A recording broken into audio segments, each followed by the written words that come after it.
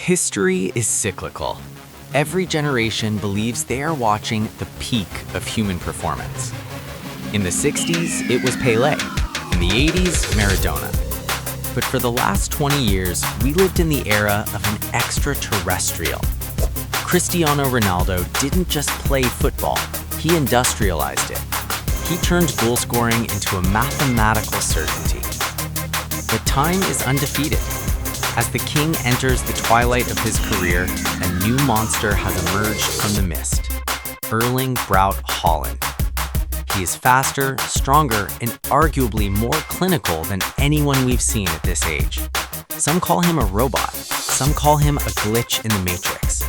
But to say Haaland is the next Ronaldo is lazy analysis. It ignores the nuance, the struggle, and the completely different paths these two have walked. Over the next 30 minutes, we are going to dissect their DNA, from tactics to mentality, from marketing to mechanics. This is the definitive comparison.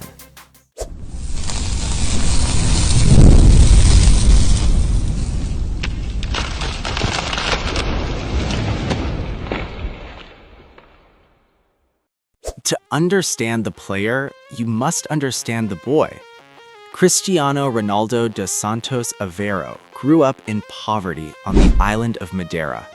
He was unwanted, almost aborted, and had a racing heart condition that nearly stopped his career before it began.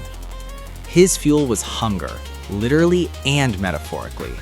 He fought for every inch. When he arrived at Manchester United, he was a skinny show pony with spaghetti hair, desperate to prove he was special. Contrast that with Erling Haaland. He was born in Leeds, the son of a Premier League footballer. He was genetically blessed from day one. While Ronaldo had to build his body in the gym over years, Haaland was born with a frame that scares grown men. Haaland is nurture meeting nature. He had the genetics and the professional guidance from childhood. Ronaldo creates out of chaos. Haaland executes out of calculation. One is a street fighter who learned to box.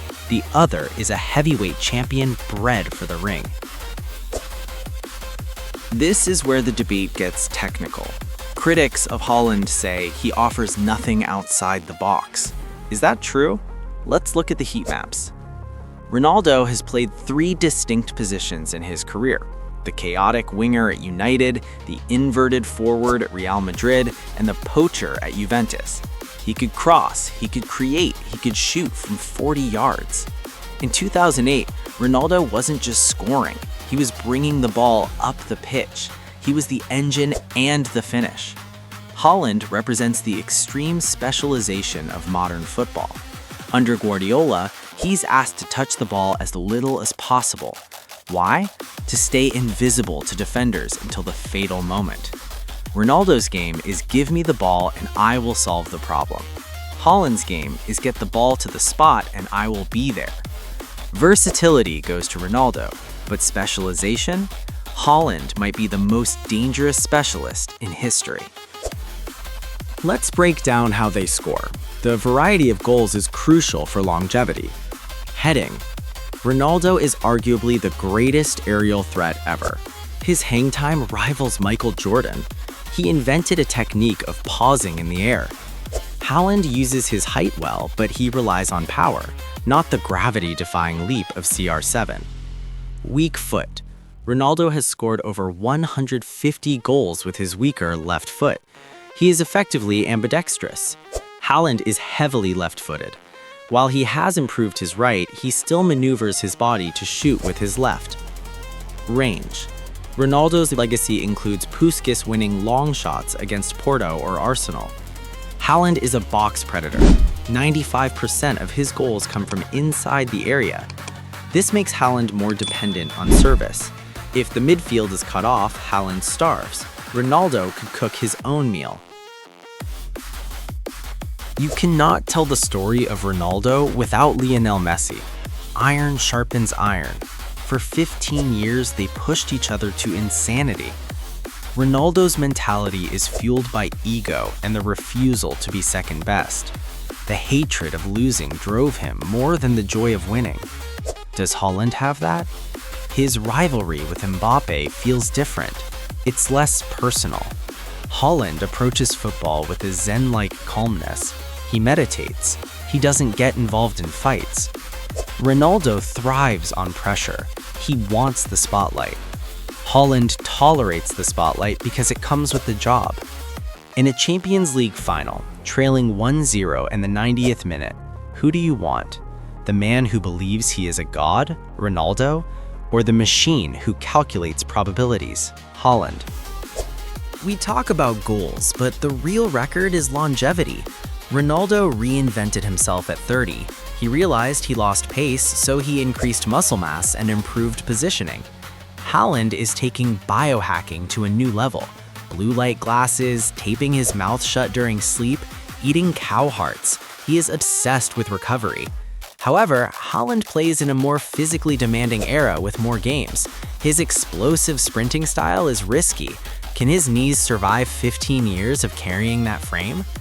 Ronaldo proved availability is the best ability. Haaland has to prove he isn't made of glass parts. Beyond the pitch, CR7 is a brand. Sue is the most recognizable sound in sports. He inspired a generation to fix their hair, work out, and believe in hard work. Haaland is iconic, but in a meme culture way. He is funny, awkward, and relatable because he doesn't try to be cool. But will kids in 2040 look at Haaland highlights with tears in their eyes like they do with Ronaldo? Or will they just look at a spreadsheet of goals? Ronaldo gave us drama. He gave us cinema. Haaland gives us clinical execution. So, can Erling Haaland surpass Cristiano Ronaldo? Mathematically, yes. If he stays fit, he will likely score more goals for Manchester City than Ronaldo did for any single club. But greatness is not just math. Greatness is dragging a mediocre Portugal to a Euro trophy. Greatness is three-peating the Champions League. Greatness is maintaining excellence for 20 years. Haaland is the perfect striker for the modern system. Ronaldo was the system itself. Until Haaland does it on a rainy night in a final where his team is playing badly, Ronaldo keeps the crown. The Cyborg is coming, but the king still sits on the throne of history. What is your metric for greatness? Goals or moments? Let me know in the comments. I read them all. If you enjoyed this deep dive, like and subscribe. See you in the next one.